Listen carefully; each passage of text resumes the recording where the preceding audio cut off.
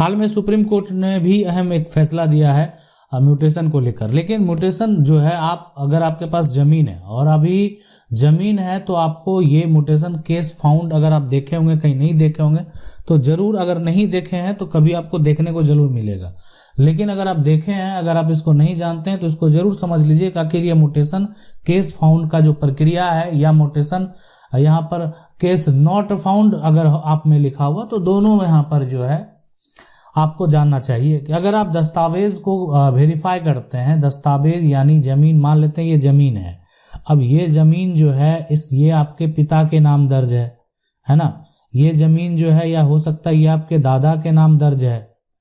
अब ये जमीन जो है एक रजिस्टर पे जो है ये सारा कुछ मेंशन है, और अभी वर्तमान में आप देखें तो अब आप उसको ऑनलाइन भी देख पा रहे हैं।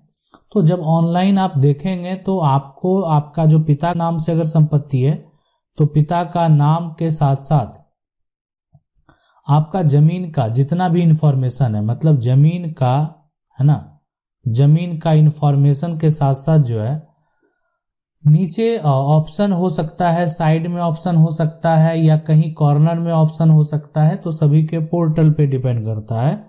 वहां पे जो है यानी म्यूटेशन के लिए जो केस है वो फाउंड नहीं हुआ है, तो वहां पर लिखा हुआ रहता है म्यूटेशन केस नॉट फाउंड। अगर कोई म्यूटेशन के लिए अप्लाई करेगा, अगर मान लेते हैं कोई म्यूटेशन के लिए, नए म्यूटेशन के लिए अप्लाई करेगा, तो म्यूटेशन केस जो है वो फाउंड लिखा हुआ होता है वहां पर। ठीक है, अब है कि अगर आप चाहते हैं इस म्यूटेशन को रोकना, यानी आपका जो है आपके साथ गलत हो रहा है या जो भी हो रहा है, आप उस म्यूटेशन को अगर रोकना चाहते हैं तो आपको क्या करना पड़ेगा, उसके लिए क्या प्रक्रिया है। ठीक है, तो उसको समझने का प्रयास करेंगे। देखें, सबसे पहले ये म्यूटेशन जो है, और उस पे सुप्रीम कोर्ट के द्वारा भी एक फैसला दिया गया है।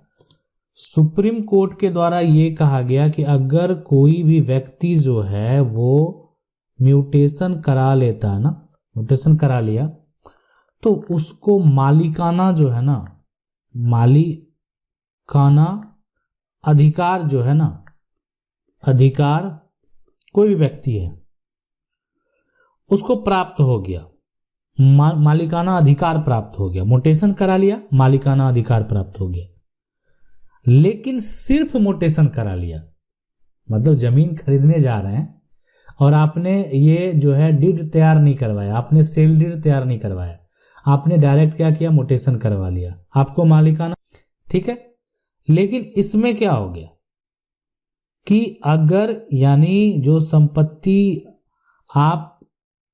संपत्ति आप लिए, जिसपे आपका मालिकाना हक प्राप्त हो गया, ठीक है, लेकिन असली मालिक वही व्यक्ति रहेगा जिसके पास या तो कोई रजिस्ट्री यानी किसी प्रकार का कोई डीड है, या कोई जो है खतियान है यानी अकाउंट है, प्रॉपर्टी का अकाउंट है, तो वही संपत्ति का मालिक होगा। सिर्फ जो है आप कर क्या रहे हैं, ये दाखिल खारिज क्यों करा रहे हैं, है ना, कि सरकार को जो पैसा देना है ना, सरकार का जो रेवेन्यू रिकॉर्ड है ना, रिकॉर्ड है, तो रिकॉर्ड में जो है आप अपना नाम को क्या किए, दर्ज करवा लिए।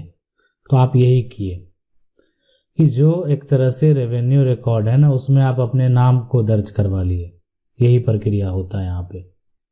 अब जो जमीन का टैक्स सरकार के द्वारा तय किया जाएगा, वो पैसा आपको पे करना पड़ेगा। आप ऑनलाइन या आप ऑफलाइन जो है ना, वो पे कर सकते हैं, आप वो पैसा दे सकते हैं सरकार को।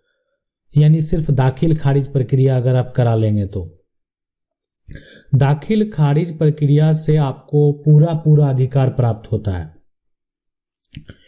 उसके बाद जो होगा, अगर आपकी संपत्ति है, आपने संपत्ति को खरीदा है और आपने दाखिल खारिज को भी करवाया है, दोनों करवा लिया, आप सरकार को टैक्स दे रहे हैं, तो इसका मतलब ये है कि जमीन पे आपका पूरा अधिकार है। आपके साथ फ्रॉड नहीं हो सकता है, आपके साथ धोखा कोई नहीं कर सकता है। लेकिन यहां पर अगर इस प्रकार है कि जमीन जो है आपने जो खरीदा है, लेकिन दाखिल खारिज आपने नहीं कराया तो आपके साथ फ्रॉड यानी धोखा जो है ना, धोखा हो सकता है, ये आप समझ लें, धोखा हो सकता है। ठीक है, ये जानना आपके लिए बेहद जरूरी है कि आपके साथ क्या हो सकता है। ठीक है, लेकिन अगर यहां पर देखें कि आपके मन में सवाल आएगा कैसे धोखा हो सकता, मैंने दाखिल खारिज नहीं कराया, मेरा तो रजिस्ट्री है। आप कहेंगे मेरे पास तो रजिस्ट्री है जमीन का, है ना। अब रजिस्ट्री है तो क्या करेंगे, दाखिल खारिज तो नहीं कराए, रेवेन्यू में अपना नाम को दर्ज आपने नहीं कराया, तो आखिर रेवेन्यू में नाम किसका दर्ज होगा, तो पहले जो नाम होगा वही होगा, जो विक्रेता होगा वही पैसा दे रहा होगा सरकार को। अब विक्रेता का बच्चा भविष्य में जाके फिर दोबारा अगर जमीन का रजिस्ट्री कर देता है तो समस्या उत्पन्न हो जाएगा। आपको अधिकार तब पहले रजिस्ट्री हुआ वही रजिस्ट्री मान होगा, लेकिन अगर उसका वंशज दूसरे को बेच देता है तो ये विवाद उत्पन्न होगा और आपको फिर कोर्ट जाना पड़ेगा। तो इसीलिए जो आप समझ गए होंगे कि आखिर दाखिल खारिज म्यूटेशन जरूरी क्यों है। लेकिन अगर आप जिससे जमीन को खरीदे, मान लेते हैं आप जो है किसी से जमीन खरीदे, अब जो है इसमें मान लेते हैं कोई भी व्यक्ति है जो जमीन का मालिक है, अब ये विक्रेता है। ठीक है, अब विक्रेता का जो जमाबंदी होगा, ठीक है, इसका जो जमाबंदी होगा, जमाबंदी कायम किया जाएगा, तो उसमें जो खरीदने वाला है, जो क्रेता है, वो ये दस्तावेज को जब अप्लाई करेगा रेवेन्यू रिकॉर्ड में अपना नाम दर्ज कराने के लिए, तो वो प्रक्रिया हो गया दाखिल खारिज यानी म्यूटेशन का, है ना।